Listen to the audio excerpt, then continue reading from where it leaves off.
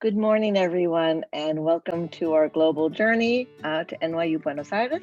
My name is Marianne Petit. I am with the Office of Global Programs, and I'm here to introduce Kazumi Stahl, the director for NYU Buenos Aires. Hi, thank you very much for this invitation to talk about Buenos Aires in Global Journeys. I'm very, very excited to have a wonderful colleague to chat with today, Professor Nicolás Comini from Argentina, who is a specialist in international relations, has worked for many years in academics, but also works in new fields of technology and how they affect international relations and support diplomatic work.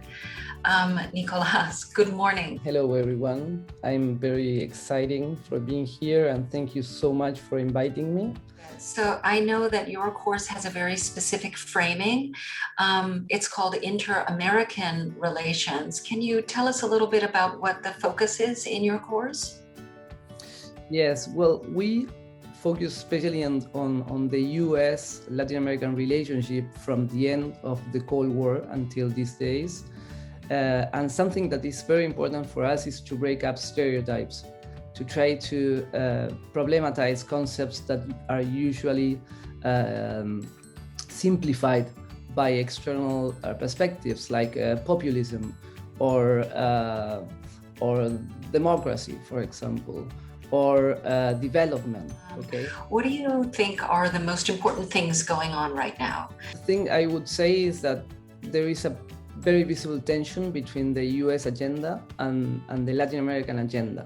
So when we address the hemispherical agenda, we should understand that from a US perspective, there are like a constant in terms of the priorities of the US towards the region beyond each US administration, which are usually immigration or migration from Latin America to the US, security and trade. This, trilemma, these three issues are usually the core of the US agenda towards the region. But from a Latin American perspective, the agenda is much broader. What do you enjoy about teaching international students with us? Diversity in any sense. Every course is different. Diversity in terms of backgrounds, in terms of perspectives, in terms of in terms of languages, in terms of approaches. So for me, it's that this is always a two-way learning path. Can you give us an example or two? What have been some of the most exciting visits that you've allowed students to experience? Last semester, for example, one person that was part of the Secretariat of Strategic Affairs of Argentina, which is during Macri's administration, and he was the point of contact of Argentina on the G20, the organization of the G20 in Buenos Aires. So, and he participated, for example, in the bilateral meeting between President Macri and Xi Jinping, or President Macri and President Trump. So students and I could,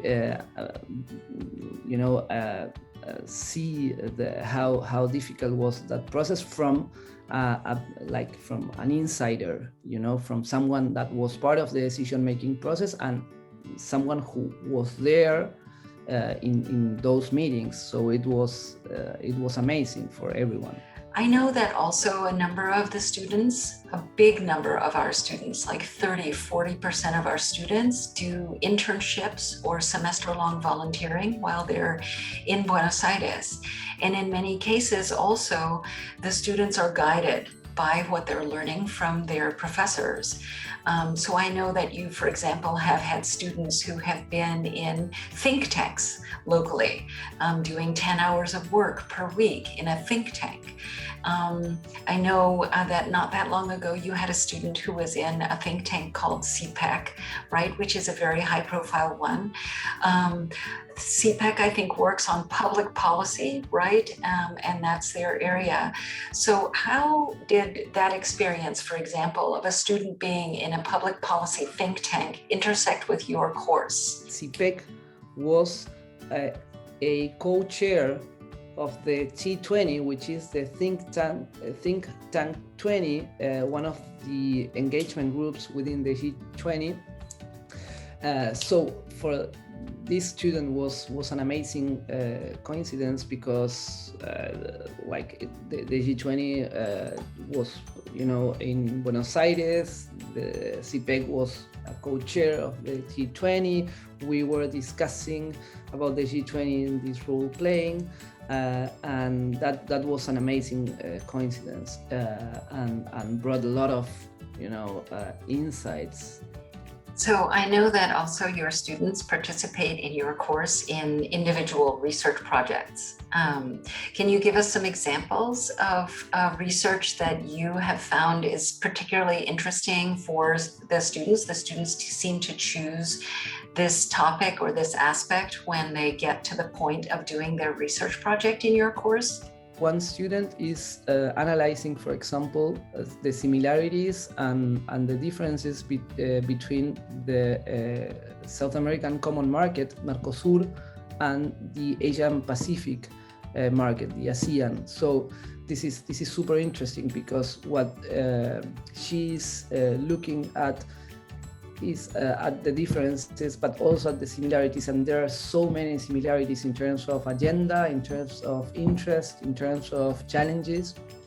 Thank you very much, colleagues in NYU Shanghai and colleagues in NYU New York. Thank you. Thank you, Anna. Thank you. This was absolutely wonderful. Thank you both.